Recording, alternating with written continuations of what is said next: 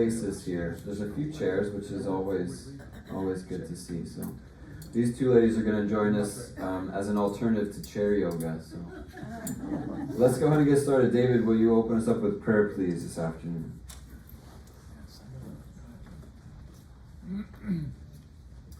Let's have a word of prayer. Dear Father, we're so thankful to you for opportunities like this for the Rolling Green Village family to come together, to hear how things are going throughout the community, to ask questions, to exchange ideas about what's important to us. May this be a time for us to learn from one another and to sharpen our vision for the type of community we're striving to become. Both within and beyond our community, we see signs of climate changing. On the one hand, as we draw nearer to November, the political climate is coming more to the forefront of our attention, and as a sign of the times, it can truly be said that this climate, the political one, is definitely warming. So regardless of affiliation, there may not be a lot of weeping and wailing, but there does seem to be a lot of gnashing of teeth. So help us to cool our hearts and our rhetoric in coming days and make us mindful that, in spite of how invested we may be in political matters, what truly matters is that you are still sovereign, you still care for us, and you still desire that we live peaceably with all people insofar as it is within us to do so. And may we live up to that. And while the climate of politics may be warming, we take notice the climate of changing seasons is cooling, and for that we are so grateful. There's a crispness in the air when we walk outside in the morning that gives us a bit of pep and energy that often is lost in the hot, humid dog days that are now behind us. So may we look forward to the advent of fall as the leaves are just beginning to have hints of turning. Help us to look forward to this new season, especially those activities that just seem best suited for the fall, for the ball games and the drives through the mountains to see changing colors and local outdoor activities and upcoming holidays. May we be a people who look forward to good days ahead, surrounded by and connected with good people like those sitting around us today. So bless us all, O Lord, both in this meeting and in the days to come. And it's in our Lord's name that we pray. Amen. Amen.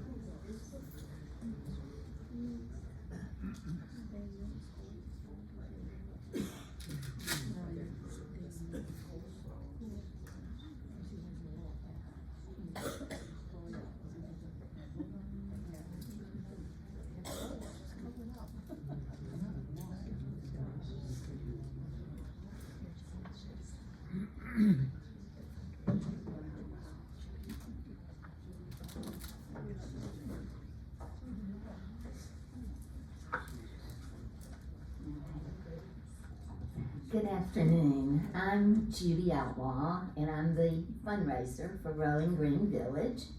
And I am delighted to be here today.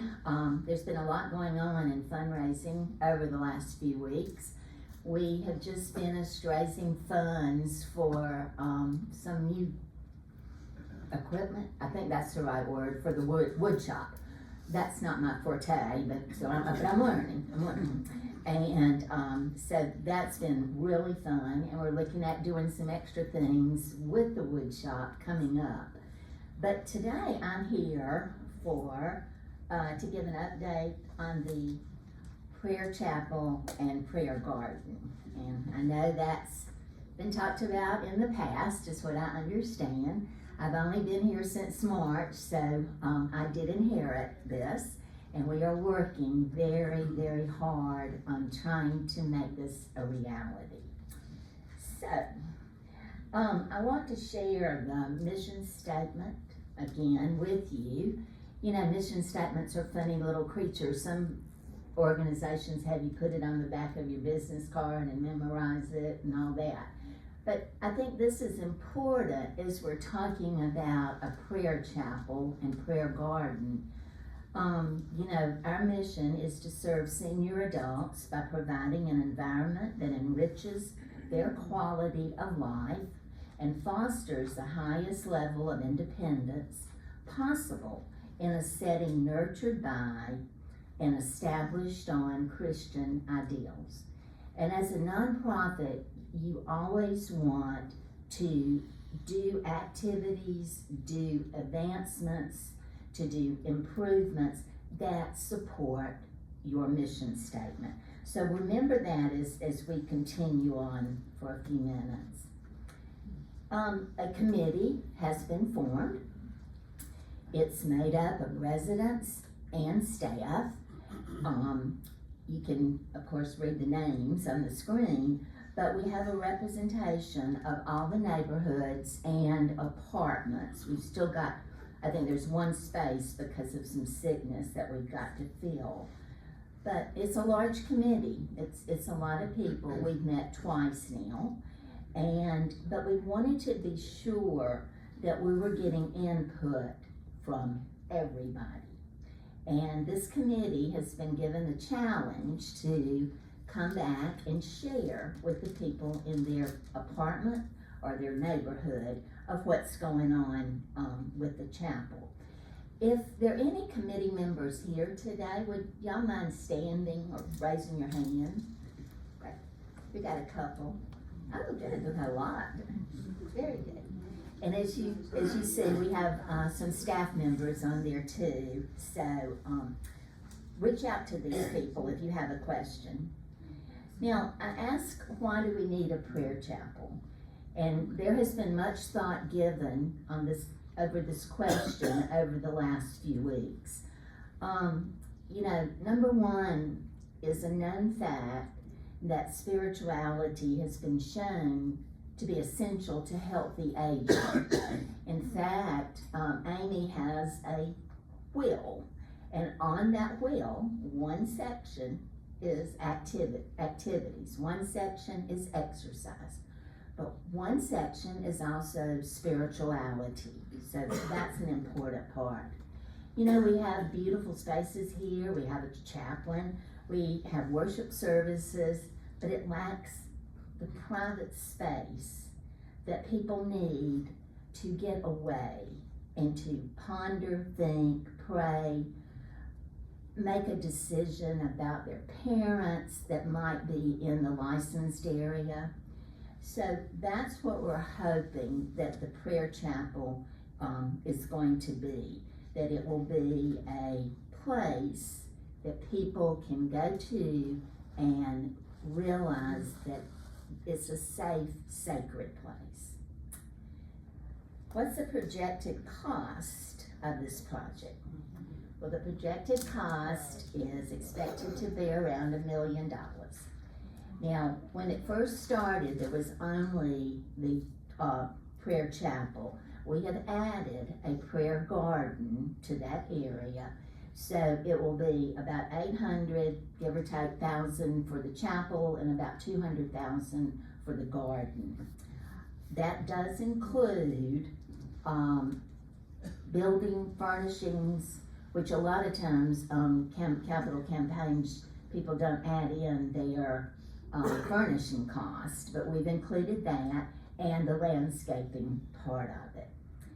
We've already received seed money, and that's helping with our upfront expenses that we have incurred and that we're going to incur over the next few weeks. Now, what's the purpose of a prayer chapel? Well, it will be open 24 hours a day. There will be resources available for residents, staff, and families on various topics from depression to anxiety to aging, and that they can come in and get and take. The chaplain's office, that's a new change that we've made, will be in this new chapel area. And he will have a conference area where he can meet with families to talk about issues or plan services in his office too. And of course, we're adding the prayer garden, which will be adjacent to the chapel. Now, is the prayer chapel for everyone? Yes. It is for all residents, it's for all of our staff, it's for all of our family members that are here on our property, regardless of belief or faith traditions. Though most of us here are Christians, the chapel will be for anyone. What's the proposed timeline? Construction is set to begin January 2025. and be completed by early fall of 2025. We probably will end up having some grading done in November, but then the construction will not start until January. But we're trying to be cost saving as much as we can, and if we've got machinery on the property that might be working on the pickleball court, then we're hoping that they can grade for this project. Now, this is a partial new drawing of the prayer chapel and garden. And if you look at the green at the top and the star, we're here. This is where we are, okay? And you walk out the door, there's the hallway that connects between the apartments and the licensed area. Well, if you go up the hall, like you're going back towards the apartments, there's gonna be an opening, and it will be the vestibule. And in that vestibule is where we will have resource materials for families, staff, residents. On the blue area, that will be the actual chapel area. It will hold 24 chairs, which is approximately about that little portion of this room, if you can envision that. We will have a workroom in there, which will have a sink if there's need for water, and there'll be storage also in there. And then the brown area is the prayer garden. And the prayer garden is in between the village center and where we are today. So when you walk down the hall, you will be able to see the prayer garden out through the windows there as well. And there will be a door where there's a solid door now that will have glass, and it will lead out to the prayer garden as well. We will be receiving new renderings over the next few weeks. Our architects are tweaking some things and making a few little changes on that. Now, there will be naming opportunities for both the prayer chapel and the prayer garden, and we are just getting started. These are some I've just kind of thrown together, but you know, if you would like to remember or honor a family member or a loved one, just please let me know. My office is down from Amy's before the kitchen, so go down that hall and find me if you can. Now, this fundraising will be a capital campaign. Now, a capital campaign is a large-scale fundraising effort, and you try to conduct it within a specified period of time. This will not be an ongoing, but the great thing about a capital campaign, if you would like to make a pledge, you can pay your pledge over 3 years. So if you wanted to give $75,000, then you could pay $25,000 a year. We can do it monthly, we can do it weekly, so it'll be a little bit different from the way other fundraisers have been done here on campus. So if you have any questions or would like to make a donation, just reach out and I would love to talk to you. Thank you.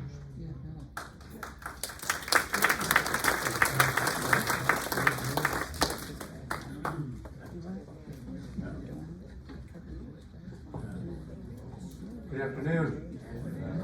I brought Rich and Joey in case I need people to protect me. Or if you have questions you're throwing at me that I'm afraid to answer, I don't know, so I found a little support. So how's everyone doing today? Fine. All right, good deal. This is my Friday, so I'm doing great. Want to go over a few things. Some highlights over the last few months. We've had our July 4th and Labor Day cookout events that are not actually cooked outside. We actually did that one time when I first started here 16 years ago. We cooked out back there, it was a miserable nightmare because running all the food up the steps. So we did that one time and that was a bad idea. But those were very successful. We served around 350 meals for each one of those, and we had a lot of happy faces, and we'll continue to do these every time we get to the summer months. We also had a couple of great featured menu items that we added on, sprinkled in the menu over the last month or so. We had the large lobster tail feature one evening, actually one day, and then we also, shortly after, about 2 or 3 weeks, we had our surf and turf, and we got this tremendous feedback on that, and that we're glad that we can offer these nice items to y'all as we see the money is there to do so. Additionally, with that, of course, we've gone into our fall menu, and I think that's been received very well for the most part. That we're always getting, of course, suggestions and recommendations on what you like and what you don't like and what we should add on the next one. So we always consider those, and I think Rich has been very good about working with many of those. Some of you might think not enough, but I think we do try to add a variety of things. Next, I wanted to talk a little bit about reservations. Again, I think those are still working very well. We're getting more of them. Overall, I think it's very successful.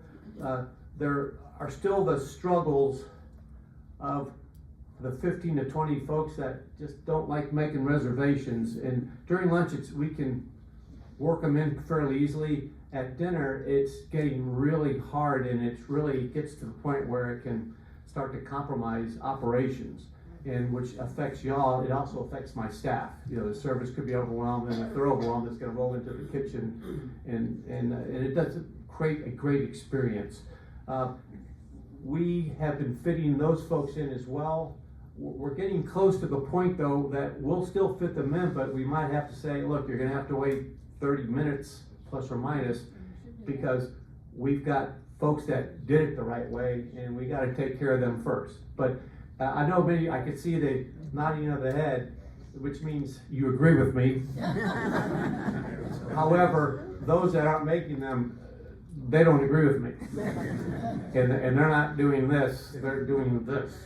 But, so these are things that we'll continue to discuss my team, and then there will be a point that we'll let you know that, hey, look, if you're not gonna make reservations, you're gonna find yourself waiting a little longer, but we'll still take care of you. Okay? What's interesting though, part of what's causing this, I was looking at how many meals we were serving at dinner just 12 months ago. We're averaging about 40 to 60 more meals every dinner Monday through Friday than we were a year ago. And that's busy. We were already busy prior to it, but that's really busy. So on average, we're averaging around 160 to 170 meals at dinner, which doesn't include the 35 to 45 to-go orders that we do prior to that. So this would be considered a busy restaurant. So, okay. Next thing I wanted to, first of all, we talked about some nice things. We're going to talk about some things that might sound a little, critical, but then we're going to finish off with something nice too. Okay, the old Oreo method thing. All right. So let's dig one more into the digging in thing. To-go orders during dining, we really need to have this, again, more so at dinner than lunch, but really whatever our policy procedure is, we really need to follow. When we do to-go orders in the middle of our lunch service, it just stops people from what they're having to do to box things up and then get them where they need to be, and it's just not people that we have around with nothing to do that can do that. So we still do it, but it puts us behind. And we really need to have all our to-go orders at dinner out by 4 o'clock. And when you call them in after 3, which they're supposed to be calling by 3, but if you're calling them at 5 o'clock and then we're working on them at 5:30, and we're really busy then.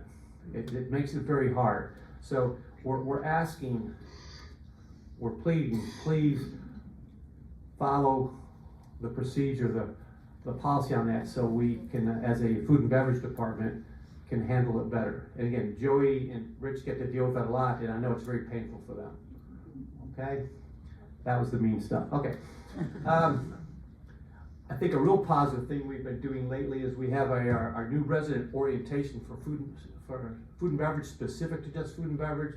We've been doing it for a period of time for all the people that are moving in it's usually on a Tuesday. We were trying Fridays, but no one was really wanting to come with those. But we've got a little booklet that we give to y'all when you come, and we'll go over the stuff. We'll introduce who the team is, and then we'll answer questions that they have. And a lot of them are going to be in regards to full count and the point system and how to handle reservations and such. And Joey generally is the one that is the default to answer all those questions. He does a great job.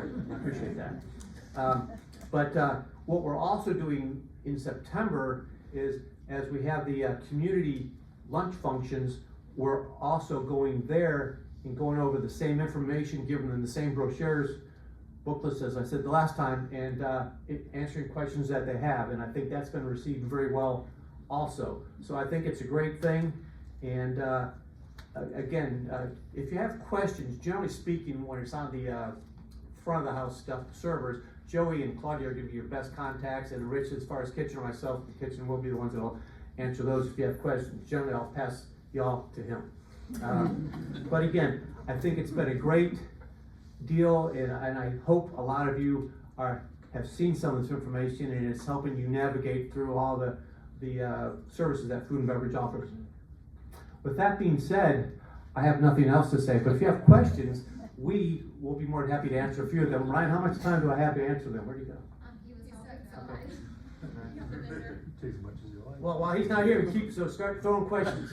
What you got? Go ahead. First of all, I think we all are thankful for the servers that you have, and they work very hard. And I think that it's appropriate, and maybe you could put something in the highlights, reminding people what the rules are. I mean, even sitting around, and I know it's nice, it's like going to a restaurant, but these people need to get out of here at 9 o'clock. I mean, if they eat dinner at 9 o'clock, they should be able, or at 7, they should be able to clear by 9 o'clock. So that they can go home, because it not only impacts the people that are there eating, but it impacts on whether or not you can get help to stay for those times. And when the help is overburdened by Right. having to deal with stuff that really isn't necessary to deal with, if the people that are living here follow the rules. And I think that, and you said you had a lot of people nodding their head, and yes, that's right. And for one, and I'll tell you, and I know that there are others here because we spoke about it, there isn't a lot of sympathy for the people who don't make reservations. Now, Understood. so That's a great point. if they have to wait, then they have to wait, just like they would do if they went to any other restaurant in this city and they didn't have a reservation, they walked in and the place is busy. What are they Right. gonna tell you? You're gonna wait 45 minutes to an hour. Right. Both points understood, and we can look into, again, as far as some monthly update that on certain rules and policies, let's rethink these again, or let's actually get reacquainted with them. Again, yes, as my staff, do we want them to get home at a reasonable time? Sure. Do we want y'all to have a great time and enjoy yourself? Absolutely. Can you go to the lounge and hang out? Absolutely. I see nods there. Good. Lynn.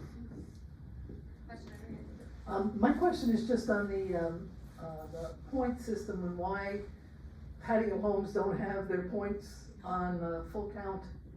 I am working with full count right now. Right now, their system is not set up for the gift cards to show up on your online reservation thing. I have a meeting with full count. Unfortunately for them, it's reprogramming the system to make it show up on yours. It's not as easy as just clicking like, oh, now you can do it. It would be someone reprogramming the thing to function like that. But I have mentioned it to them, and then I can bring it up again to see if they can have any more information on that. Really, the way they explained it to me was it would be something that would take time. Yeah, that's true. And it affects every community that uses the full count system, not just ours. Bruce, you mentioned that I think within the last year you'd seen a substantial increase in the number of meals that you were serving in the dining room. Absolutely. The population of Rolling Green has not increased significantly during that period. So what do you think is going on? What do I know is going on? I don't think it's going on. We have a lot of people in the cottage and the patio homes that are coming in at a greater frequency. How do I know this? We track our meal card sales in dollars. I can tell you, a year and a half ago, a busy month as far as selling those meal cards in dollars would have been about 10 to 12,000. In August, we sold just a hair under 30,000. That answers the question pretty well. More people are coming to the dining room because the food is so good. Yes. Give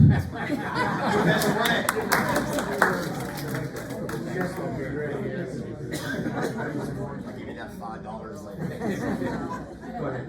You have a table set up, or did, I think you call it a community table, where people who maybe don't have a reservation, they can come in and join somebody else. You're willing, if you sit there, you're willing to have somebody else join you. Are you going to keep doing that? Absolutely. And Joey can give you an update that we've made some minor changes. So we still have those original tables that are in the back of the K section for people who come at any time.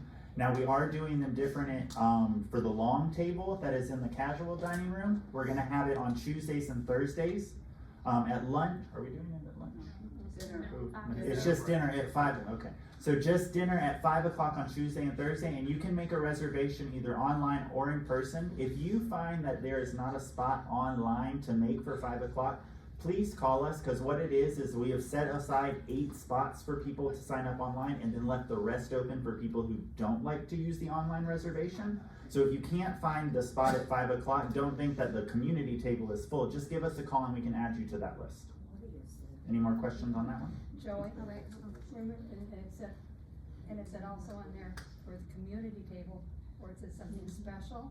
So there's nothing No. online that marks it special, but there is a place Right, in and the it just notes. said to write in community table. Yep, that on the online reservation, if you could just on your thing, there's a notes section, just write community table, so we know that's where you'd like to sit. Any other questions? Brian, how much time do I have? Okay. Oh, wow. Wow. I'm being pulled. What? Go ahead. So when Ryan said one more.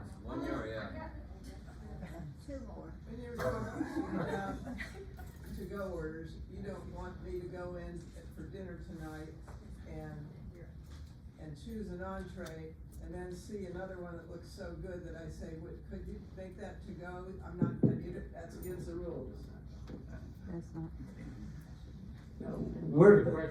The question is, if I eat some great food in the dining room, but then I realize there's something else great that I didn't get that I want to have and take home with me, can I do that?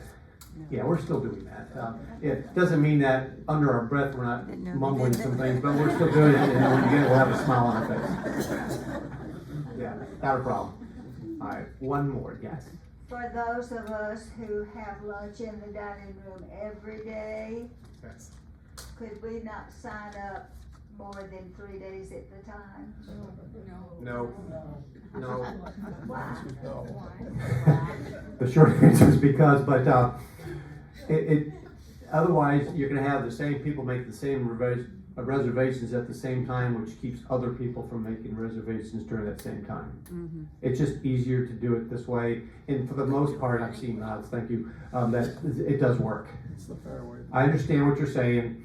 I respectfully decline to accept that. It's sort of a nuisance to go up there every 3 days and sign up. I love seeing you come in there every day. I do not. All right, thank you all.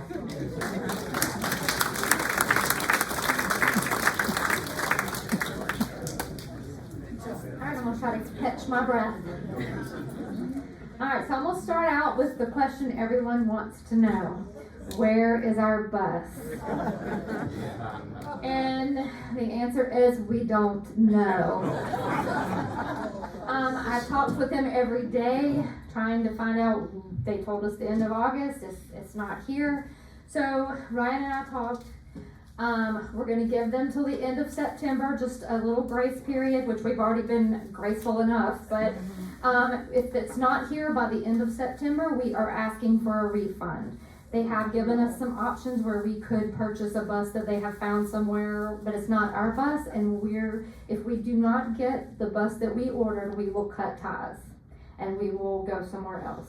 And we have been in communication with some other bus selling or bus companies, so anyway. So I just wanted to start out with that because I know that's what everyone wants to know. Any questions about that? Okay. Tomorrow, I would like to encourage everyone to come to our resident social. It's at 2 o'clock in the Piano Lounge and Bistro. Lori McClellan, who is part of Broadway and Beyond, will be there playing the piano. Her husband will be singing. Her friend John will be playing the drums, and then I think that maybe it's just the three of them coming. Anyway, it's a tribute to crooners. And so it'll be music from Bing Crosby, Nat King Cole, Perry Como, and others. And we will be serving banana splits. Okay? So everyone plan to be there. Did anyone see the code word? I know Bob did. But did anyone see the code word in the highlights? Yes? Okay. So I'm trying to encourage people to read the highlights. So not every time, but from time to time, I will put a code word in the highlights. And if you see that code word, I'll say the first person to call me with the code word wins a prize. Now Bob lives in a patio home. His prize was 2 dinners in the dining room. So he got a certificate for 2 dinners in the dining room for whatever he wanted, or whoever he and Marion, and they can charge it to Community Life. Okay? Now I understand apartments, that probably wouldn't be a good prize for y'all, but we could come up with something else. So read your highlights, because you don't know how many times that people come to us and say they don't know what's happening, and it's in the highlights. So I'm trying to encourage people to do that. So from time to time, I will put that in there. Okay? So, yes. Define a code. What does it look like? It says in the highlights, it says, if you call me, if you're the first person to call me with the code word, and it'll say what it is, then you win a prize. Okay? How many calls do you get? Last time I got 3. 3 calls. Right. Anyway, it's okay. And I did call, and I did on the one call I did say Bob had won, so that way people would know. YMCA memberships, we have 25, I believe, 25 people who signed up for the YMCA memberships. We are transporting 4 to 5 people on Tuesdays and Thursdays at 10 o'clock for the aquatic class that Cheryl and Heather will be teaching. Cheryl's been teaching. If she can't do it, Heather can do it. But that's Tuesdays and Thursdays at 10. You can sign up on the portal, but you can only sign up 5 days ahead of time. Okay, just to try to give everybody a chance to sign up. So if you have the memberships and you need transportation, look on the portal. It says YMCA transportation.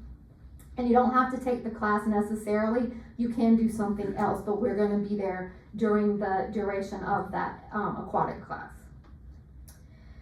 As far as I know, everything's still on track for the pool. We're still hopefully looking toward the end of November. I haven't heard anything different, so that's good news.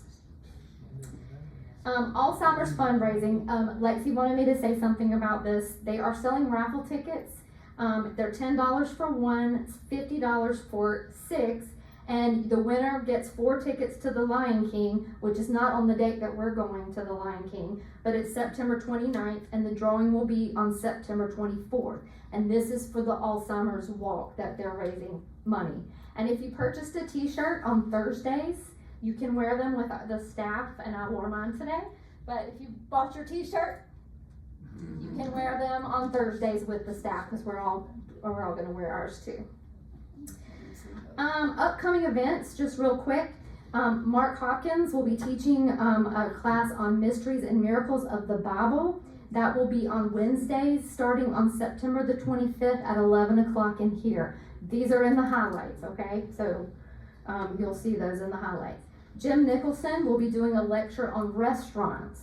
And that's also on the portal right now. It's just kind of the history of restaurants, celebrity chefs, and food critics. And so that will be on Fridays in October at 1 o'clock in here. And then on November 1st, he will be teaching a class. It's called Poetry of War. And this is in celebration of Veterans Day. So he's doing this on November the 1st, that's on a Friday. And this is about, it's poems of World War I portraying the brutal realities of trench warfare and its psychological impact. So I believe these are poems that people who had been there have written, okay? We have our slumber party next Friday. It's our slumber dance party, okay? You don't have to wear your pajamas. You can. We want people to wear their pajamas, but they have to be appropriate pajamas, okay? Please, appropriate. But it'll be a dance party, slumber party. We're just gonna have a lot of fun dancing. We're gonna have pizza and root beer floats and just have a good time. So that's coming up next Friday. Sign up on the portal just so we'll know how much food to get. And then trivia night is October 18th at 7 o'clock. Our Halloween costume contest is going to be on October the 30th. That's our big Halloween party with free food, a DJ and prizes. And then one last thing, I just heard, and this is not going to be happy news, but Super Duper has, they've suspended their tours for this year. They are doing some remodeling, and so they will not have their Christmas tours this year. I just found out. However, they will be opening up back in the spring, and so they said that we would be the first that they would invite to come and see the new changes. So we'll look forward to that. Does anyone have any questions? Okay, thank you.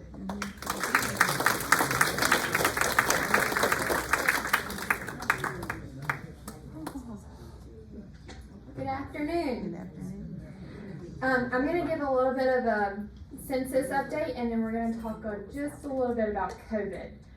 Shannon wasn't able to be here today, but we're going to give an update as to current cases that we have across all areas at Rolling Green, and then some other vaccine updates. So to start with census, within the healthcare area, we are 100% occupied as of this afternoon. So we filled our last bed this afternoon.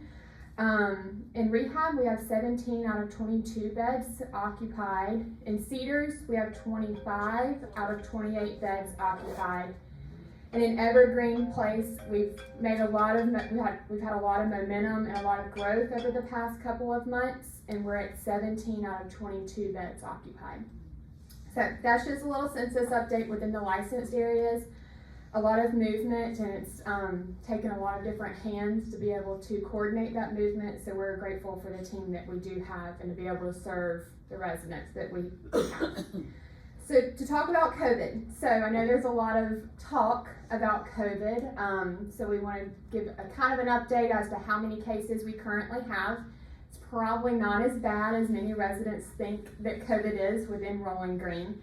Currently, out of the 600 and plus independent living residents that we have, there's only 4 positive cases. So that will help ease some people's minds. We do not have 20 plus cases. There's only 4 out of 600 and more. So if you do, so let's talk a little bit about COVID. So the CDC recommendation is that you have 5 days in isolation. So you'll remain in your apartment or your home for 5 days, and then on day 5, you can come out into the external community with a mask. So you can have a mask. That does not mean that you can attend dining, but you can have a mask and be out and about, go grab your mail, do other things in the external community. But only if you've tested negative. On day 5, you can come out of isolation per CDC recommendation. So on day 10, you can drop the mask, no matter if you're positive or negative still, because some people actually can continue to test positive and be asymptomatic and non-contagious after day 5 for up to 90 days. So that's something that's happened with some residents, so that's why we don't rely on having a negative test anymore per CDC. So on day 10, you can go to the dining room and return life back to normal, eating in the dining room without a mask. So that's the CDC recommendation that we follow. It is different for our residents that live in the licensed areas. They have to be isolated and quarantined for the full 10 days. So they are not actually allowed to come out until day 11. And that's just because within the healthcare area, CDC gives different recommendations. and we have a different recommendation for our employees. So it's 3 different things that we have to keep up with, but just 5 days in isolation for independent living residents, and then come out with a mask on day 5, and then eat in the dining room on day 10. And that's a little confusing. Shannon's gonna work on some updates just so people are aware. And then you can always call the clinic if you have questions regarding isolation protocols. So it's best to have tests on hand. If you do not have tests in your apartment or your home, you can call the clinic and they'll be able to answer any questions that you have. Any questions around COVID specifically within independent living? Yes, ma'am. Well, we need the vaccines. Yes, I'm getting to that. I just want to talk about current cases. Any other questions about current cases or the amount that we have right now? No. Okay. Sorry. What is the mechanism you use for surveillance of COVID positivity within the population of people who live in patio homes, cottages, or apartments? So once we're notified of a positive resident, so we encourage you, if you do test positive in your home, some residents don't always notify us, but we want to know that you're positive so we can monitor you, especially if you have any changes. And once you're positive, we alert our team, so we alert housekeeping, dining room, and other leadership members, so that way we're aware of who's positive, but we cannot personally identify if you've been exposed or if it's your next door neighbor. We can't let that information out. Does that make sense? So if you do test positive, please call the clinic so we can continue to monitor you, and then that way other departments are aware if you are positive. So vaccines. So a little bit about vaccines. So I have a lot to cover about vaccines. So let's start with COVID. So currently with COVID, we've reached out to Harris Teeter, and we're actually working with Harris Teeter to provide a COVID, RSV, and pneumonia vaccine clinic in the month of November. We're not sure on the date yet as to when that will be, but sign-ups for that will be on October the 7th. So be looking for more information from Shannon in the highlights. So that's a great thing for us to have all 3 options. And the COVID vaccine will be Moderna, and I know that the RSV and pneumonia vaccines will be Pfizer. There's no information stating that you can't get all 3 at one time. However, it is highly recommended that you do not get 3 all at one time, and that's just a recommendation based on you don't know what kind of reaction you're gonna have. And with 3 vaccines entered your body at one time, we're not able to pinpoint which vaccine caused that reaction. But it has been safe for residents to get all 3. Yes, ma'am. If we've already had pneumonia and the COVID, do we still need to take the shots? So I'm not sure exactly with pneumonia. Shannon will be able to give you more information. I had pneumonia and then I had the COVID. But with COVID, you are able to get that 30 days after having COVID. So if you're out of your 30-day window, then you're able to receive that vaccine. But check with Shannon about pneumonia. She'll have more information. And then flu, so we're actually, just so people are aware, there's been, flu I feel like has not been a topic for really the past 4 years because COVID has been at the forefront of our minds.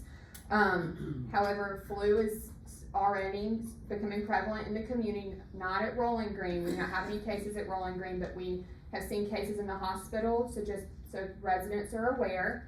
Your flu shots are already available at your CVS, Walgreens, doctor's offices. They have them, but we will be providing an on-site clinic on the 27th of September and October the 4th. So if you want to go ahead and get your flu vaccine, you can do that. If not, you can wait and get it here at Rolling Green on one of those 2 days. Does anyone else have any questions? It's not a question, but I noticed in the layout, you changed from one to Harris Teeter. And people should check their insurance company to see if Harris Teeter is gonna pay for it, because not all insurance will. That is true. So when we do the sign-ups, Shannon will gather all of your information and they'll have a listing of what insurance companies are covered. And we'll be able to get you that information at that time. Any other questions? Okay, thank you.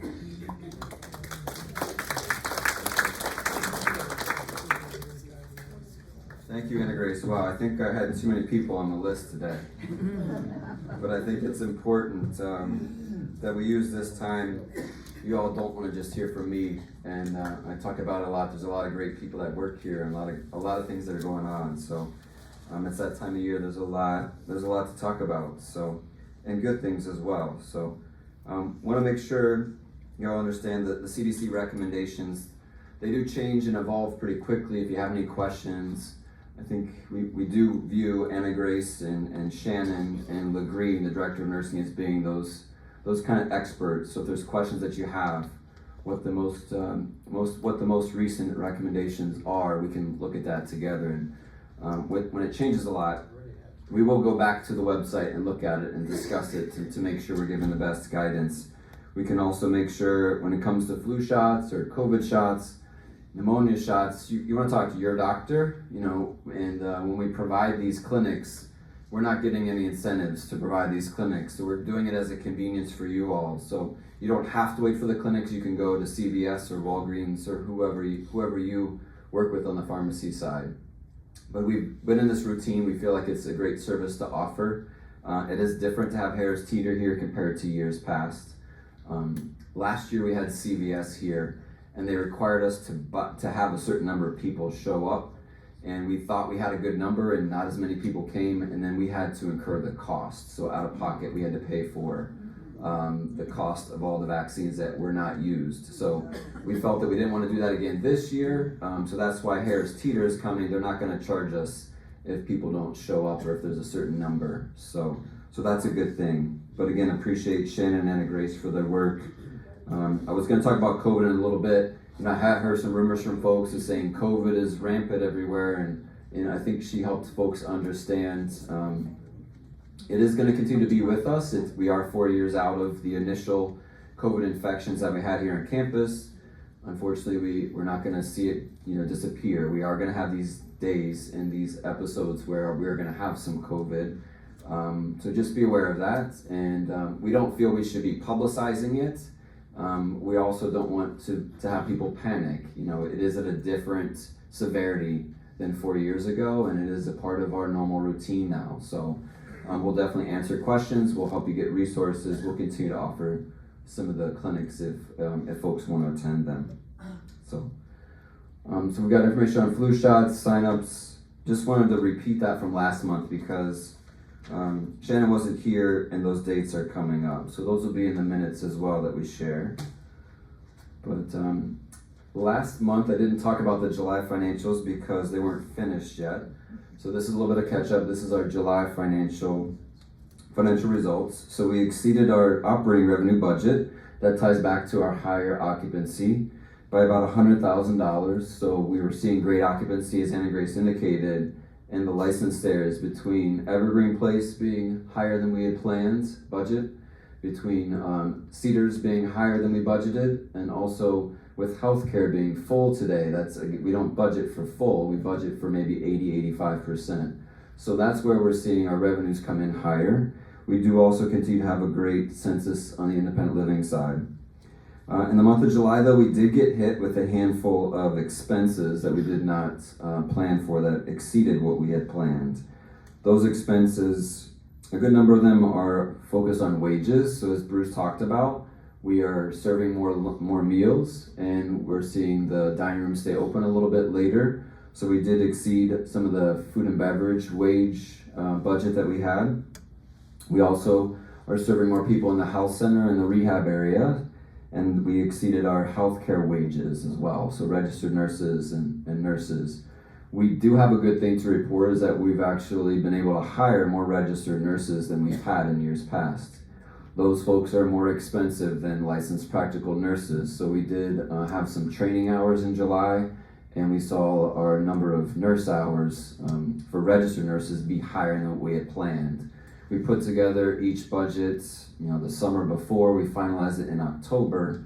We don't exactly know what we're gonna see, but as we see that registered nurses are difficult to find, if we can find one and hire one and they'll stay around, we know that that clinical skill set that they bring, the assessment skills, are really important for us to keep people well and to keep people here. So we're going to continue to hire them to fill some of those positions that we have. The other things that created the expense variance in the month of July, we did see some overtime costs that contributed. We're also going to be redoing the website coming up here, and there are some costs incurred there. We saw some higher utility bills in July, and we also had some equipment general repairs that were a little bit higher than we've typically seen so far this year. But overall, we did still turn a net operating income positive. It just wasn't as positive as we had planned, you could say. A little bit less than we planned for. Don't have the August results, but I will tell you the preliminary numbers look really good. So we will definitely see a good month in August. Just don't have the finalized numbers yet, but I'll show those next month. Talked about COVID. Shannon sends out an internal report, like Anna Grace said. We had 5 out of 620 some independent living residents on Friday. So that's less than 1%. I think if you do some math, and I think 2 of those 5 were folks that lived together that were married. So that's 1 household. So if you slice and dice it a little bit more, it's 4 households. Only 1 of those households was in the F building, which there seemed to be a lot of chatter in the F building. Only 1 household in the F building out of 60. And then, they were kind of spread out. So there was not this cluster, I guess, or outbreak that you could say, that maybe folks were talking about a lot. I will tell you, it's kind of crazy, but the CDC defines an outbreak as 1 person. I would have thought outbreak would be more, but ever since the beginning of COVID, an outbreak is 1 case. It's not 10 cases, it's 1. So when we talk about outbreak, you think it's, massive. It's actually just, it could be defined as just 1 person. I'm kind of moving along quickly to make sure we have some room for some questions, because Skip's going to get up and he likes to talk. Service changes. I'm kidding, Skip. Service changes. We are going to be changing the approach to delivering packages in the apartments. For 4 months, we've tried it for you all to pick them up, and we felt that we needed to make some adjustments. So there'll be a memo going out tomorrow to folks that live in the apartments. We're going to be pivoting. We're listening. We're learning. We are going to keep modifying, the approach. I think everybody knows that Amazon makes things very easy with a click, and I think our package deliveries are going to continue to go up. So, but we are going to be going back to having someone deliver them to apartments, and that memo will come out tomorrow. You can still come pick up your package. I know some folks like to do that, kind of like how you like to be at the mailbox when the mail lady's here. But that'll be coming out tomorrow, and Lindsay helped put that together, so you'll see that tomorrow. I want to talk briefly about a new partnership with Clemson University. Pretty exciting, as we move forward and hopefully have some construction coming up. We're being mindful of the impact that we have on the environment around us and on the critters, you could say, our habitat. So through some internal discussions, we were able to connect with the Clemson University School of Architecture, and they have a master's program in landscape architecture. So on the 20th, next week, we're going to have a couple of faculty members and about 30 to 35, I think 35, is it Judy? 38 students that are going to be coming out to take a look at our campus. We have a commitment of a master's level gentleman by the name of Jordan, who has a degree in forestry, who's going to do a master's level project for us, focus on landscape architecture. And then also a professor and a handful of students to do a smaller scale project, maybe later this fall. So we're excited about that partnership. We are a nonprofit. We like to have community benefit, help young people see what it's like to live here and what quality of life can be here. So they're going to come out and take a tour, look around, to try to get a feel for the canvas, you could say. And then they're going to come back to us with some ideas on projects that they could do. We feel strongly we can better leverage some of the outdoor spaces, some of the green spaces, and really bring a better quality of life for you all. So stay tuned there, but that's pretty exciting. I hope at some point the students will have an opportunity to visit with you all. I know folks don't like surveys, but some type of opportunity to hear from you. So that'll be coming before too long. Jumping into a couple of items, and I'm gonna go quicker now. Phase 2 is off to a great start, July 8th when it started. We're at 49 10% deposits. Our goal is 90. Our goal of 90 would be next December. We might be able to get there by this December actually, and that would be a year ahead of time. So it's off to a great start. So 49 out of 90 have already been committed. We're still working through appointments. October 15th is going to be the next resident town hall. That's an opportunity for you all to hear from our project development team. Lucas will be there, I will be there, and also Tom Bowden. He's with H.J. Sims, the investment banker. I think it's a great opportunity. I've had a lot of financial questions from residents. How are you going to afford this? How's it going to be structured? Well, Tom does this across the country. Tom actually helped us finance phase 1. So he's going to be here to talk a little bit about how these types of projects work. So that'll be October 15th. There'll be 2 sessions, and there'll also be a flyer coming up before too long to invite you to that. We do want to make sure you only attend 1 session. So it's going to be pretty much the same content, and it's going to be in this room. Lakeside sidewalk improvements. We have finalized the matting and the riprap stone to stabilize the lakeside shoreline. I know Skip has been working with civil engineer and 2 contractors on bids, so that's where we're at there. I do want Skip to talk about the rock and the stone installation on the middle pond here in a couple minutes. I'm going to have him talk about that and give us an update on the pool. So I think Judy talked about the wood shop equipment, which is great that we're able to buy a contractor's saw stop. That's going to enhance the safety and also the ability of folks in the wood shop.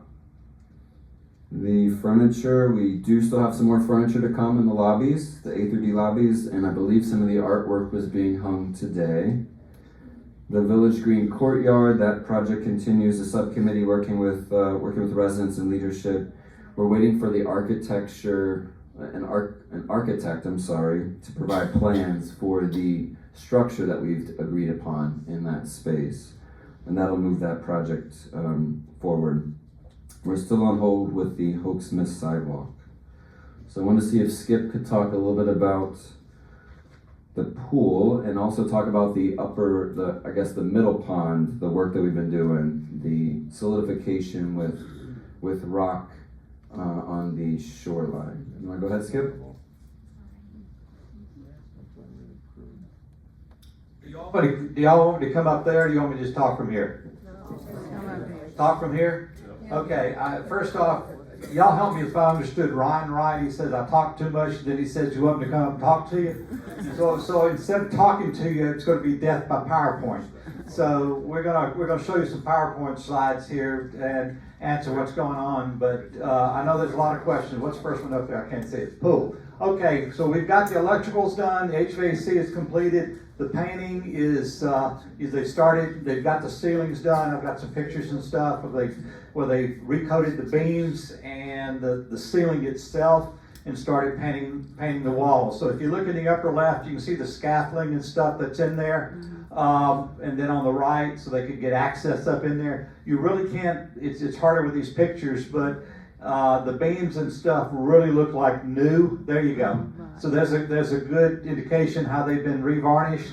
The ceiling's been redone, and then the bolts and stuff that were rusted, they have actually cleaned those off, and then they have sealed those.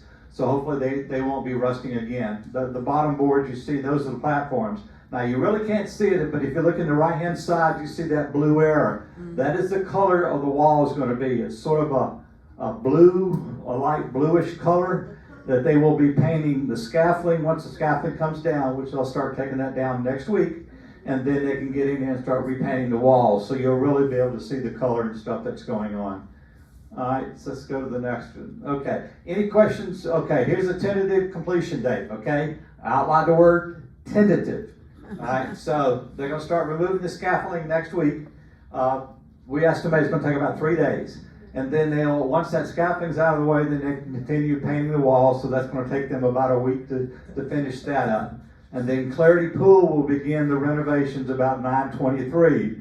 So the question is, how can they begin the 23rd when the painters are still painting for the 25th? And that's because they're going to be redoing the pool equipment room as well. And there's also things that they can be doing in preparation while the painters are continuing to do what they're doing. So then the obvious question, next slide, okay? So what will happen is you watch, once they're through working the pool, which we said probably take about 2 weeks, jackhammering everything out and redoing the surface pool, they're going to fill it up with water. Once they fill it up with water, they'll add the chemicals to make sure that they're in balance. Okay, and they'll monitor that. And then the first 7 days, they're going to be brushing the sidewalls with that new, to be able to get those ready. And then it's going to take 30 days for that plaster to harden. So that's going to be the hard part for y'all, because y'all going to go in there and you're looking in and you can see this beautiful pool full of water, but nobody in there. So please understand that we will open it as soon as we can, but that 30 days is non-negotiable. That's for that plaster to harden and make sure it's okay. And then we're going to estimate that the pool's going to be open around the 18th of November, which is about on track of what we had estimated. So, any questions on the pool? Yes?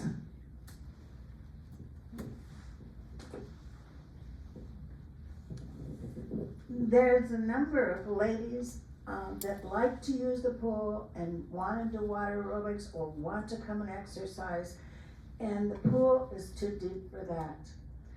And I was wondering if they poured another 6 inches, it would allow some more people to do those things. No, we've never had that question. I mean, we worked with some engineers and stuff when we were designing that back in 2012, and then working with the staff and from an exercise standpoint of what it wants to be. And that's why, you know, at the deep end it's only 4.5 feet. And so that's basically people can walk that. They can still do swim and laps and things like that. But, you know, to go back and then try to elevate the pool or things like that is really not an option. Any other questions? Okay, so next one we're going to talk about the pond. Y'all have seen a lot of activity in the middle pond over there. And well, we took these pictures doing it at night, and she said the lighting was not working. So the other thing is y'all can use your imagination. So you visualize sort of what you want to around that middle pond. Not a problem. How many of y'all have walked around the sidewalk, have been driving out and seen all the activity over there? Do you like it? No. So, okay, here we go. It was a dark and stormy night. All right, we'll just go ahead and talk on, because I know y'all want to get out of here. Actually, okay, pardon? Why did we do this? Okay. There we go. All right. You've seen a lot of activity over there. As you know, we've had strong rains and things like that. We've had a lot of wash. We've had a lot of flooding, if you will. And part of that is to try to control that runoff. This area has not been addressed the entire time that Rolling Green Village has been here. If you remember, for those that have been here for 10 years or more, that area where you're seeing right now used to be all woods. And so that whole area that you see out throughout there was all woods. And so when it would rain, it would flood. And all that sediment is washing into the middle pond. And it still has been doing. So what we're trying to do is stabilize that area. So we're doing something similar we did the lakeside and lakeside shore erosion is we're putting fabric down, putting rocks down, and then trying to elevate that end of the pond so that it is higher than the dam. And so that way the water will flow out the dam rather than back up into that area. So Brett and Brad have been doing a great job in bringing the rocks in there and elevating that, trying to dig out a little bit around the shoreline to build that up. So that is ongoing. The dirt and stuff, you see them put them in there, trying to stabilize that. We are going to put some silt fencing up, and then we will eventually work on getting grass to grow. But that area on the picture to the right, where you can see the road and the sidewalk, will be where that new road will be coming in. So we're sort of limited in what we can do right there right now, But as we move in and Duke Power releases that and allows us to start on that curb and guttering and road project, then we can get in there and do more on that. But any questions on that? I think there's another picture in there. Is that it? Okay. But y'all can see all the rocks and stuff that we're doing and how we've elevated the opposite end of the dam. Any questions? Just a second. Skip, what about the pond that we see from the E building? What's going on in it? Are you talking about the drainage pond that's right across that? Well, the drainage pond is what we did is we worked on the outfall where it overflows because it was eroding as it was coming through that big concrete collector that's in there. And then it was going out and it was washing out and cutting into that bank and washing out some trees and stuff. So what we've done, we've lined that area with fabric and rock to stabilize that current as it comes out so that it's not doing as much destruction and cutting the dirt and stuff out. So I had a question over here. I'm worried about, we're having about 5 days of rain coming, and without that silt fencing, all that mud he's been working up is gonna be right in there. It already is, actually. Well, what you see in there is really from prior to him doing anything. He sort of dug out. I mean, all that has been washing in over for years. It's not true. Well, okay, we can talk about that later. Basis, But what we're doing is he's going to put some self fencing up along there, and then we've elevated that up so that when water comes through there, it's going to come through the channel, not flood that area and then carry all that stuff out. Because we've elevated and then we've widened that up so we can get that water coming in there going one way. Okay? Any other questions? We're at 4:07. I did want to open up for other questions for me. My resident engagement story is just being grateful for residents being patient through the power outage. This, I believe, is where the line that was broken kind of came to the backside of B. So back on August 28th, with the power went out a little bit before 5 o'clock, 4:45, 4-ish. We contacted Duke. Unfortunately, it took Duke way too long to initially send somebody out. I think it was close to 2 hours before they realized, and we called them again to say nobody is here. They should have been here before 2-hour mark. They showed up, it was close to 4 hours, but I don't know how that happens, but this is clearly an aged transformer box. Underneath the parking lot back here is what they were able to determine at about 1:30 in the morning that there was a line between that transformer box back here that went underneath the parking lots towards the back that was in some way bad. So I do apologize for the inconvenience. We are going to be studying and asking the question, what would it cost to look at an upgrade in the generator? They are not cheap. We don't use them a lot. It's great to have them. When we do have them, it doesn't mean everything is lit up like a Christmas tree. You still have some inconvenience, but we will be, studying it and determining what would that cost as we move forward. We've continued to add generators, but we've not been able to generate and back up the entire independent living apartments. That was all that I had. I'm running over on time. I'll take a couple questions, and if you'd like, I can sit around afterwards if there are other questions. I really appreciate, again, the attendance. And I was teasing David. I said I never knew I would come to this meeting and get so many chuckles in, so many laughs in. When I started a while ago, there weren't a lot of laughs at the meeting. It's been about 10 years now.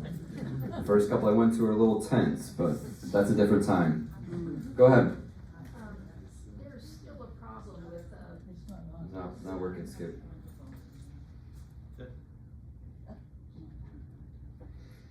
But it went out. Go ahead, I'll repeat it for you. Go ahead. There's still a problem with the F building parking. F building parking, Caregivers park there, people who are going going to the Commons who don't live here park there. And when you come home, there's no place to park. Mhm. And this is ongoing, 3 years, more than 3 years. And the other day, I was coming home and somebody was pulling into the last parking space. And I was driving by and it was a caregiver, and I asked her if she was aware of the rules of Rolling Green, that was just for F building residents. Mhm. And she went off on me. Mm. I mean, she said That's she not worked there appropriate, yeah. and that was her right to park there. And that shouldn't be happening. If this is my home, I wanna come home and be able to find a place to park. Mhm. And it's an ongoing problem. There must be something you can do to keep people from parking there. Yeah. Well, we'd like to know, as far as caregiver wise, if you can visit with me and give, if there was a person had a name tag on or what agency they were with, because they should not approach you like that. So we need to address that first off. But you're right, that those spaces should be for residents. I visited recently with Dwayne, and Skip is working with Dwayne. We're going to be getting stenciling where we're going to stencil those spaces for resident parking only, not just for F. We're also going to do in the D and the E parking lot to make sure that it says resident only. So we are going to be doing that. I talked to Dwayne last week. I don't know if Skip knows when the stencil will be ready, but there's a local company that's going to create those stencils for us. Yeah, And we feel like that's the next place to go. Yes. But we need to educate the caregiver, whoever goes into that space, to let them know. So we need to let them know. All right, but we need to start with them. We need to start with those folks first. There are, the caregiver companies, they don't always send the same people. So there's a lot of different faces that come in, and we do ask the caregiver companies to educate, but the supervisors are not with them. So it's up to the discretion of that person, that individual, and it's not necessary. I do think we have plenty of parking. It's just parking where people want to park. We could talk all day about parking where people want to park, because there's a lot of spots out there that go unused. But those first few spaces, I understand, should be for residents. So yes, we need to continue to do that, and we will have that stenciling in before long. Because Skip you lowered the sign that said for F building parking, but it's on the passenger side. Mhm. So if you're driving down there, I don't think the driver actually sees that, but nobody pays Well, attention to that. I think the stenciling will make a difference, Okay. and it's going to be in each individual spot. Oh, good. So I think we need to start there as the next approach. Mhm. Thank you. Any other questions? Ryan, not a question, point of information. People who get our bulletin, the September issue, it's got the best, all discussion about our COVID. Mhm. And it's about the word long COVID. Long COVID, All yeah. things to expect, and I think it's a great piece of, information that people should look at and understand better. You said it's in, what was it in? The Village ARP Voice? The ARP or- bulletin, Oh, AARP Bulletin, okay. I thought you said our bulletin. No. Okay, I didn't hear the AARP, okay. Right. But no, it's a worthwhile piece of information to read, because a lot of us are in that, and it explains what to expect and where it's going. You're right. Thank you for that tip, Roger. So the AARP Bulletin. All right, anybody have any other questions? Again, appreciate your time and your community here, so thank you. Have a great day.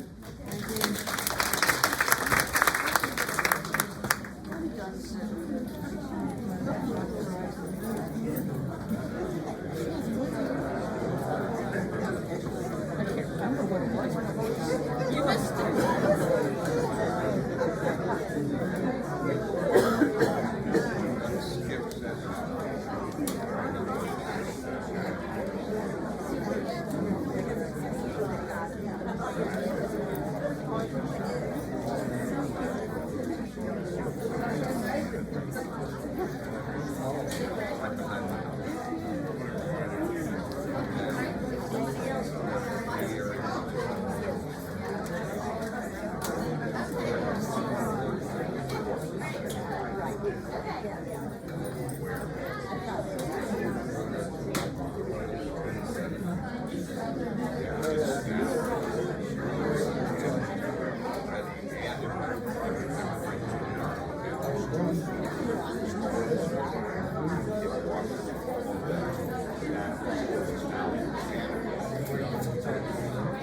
Thank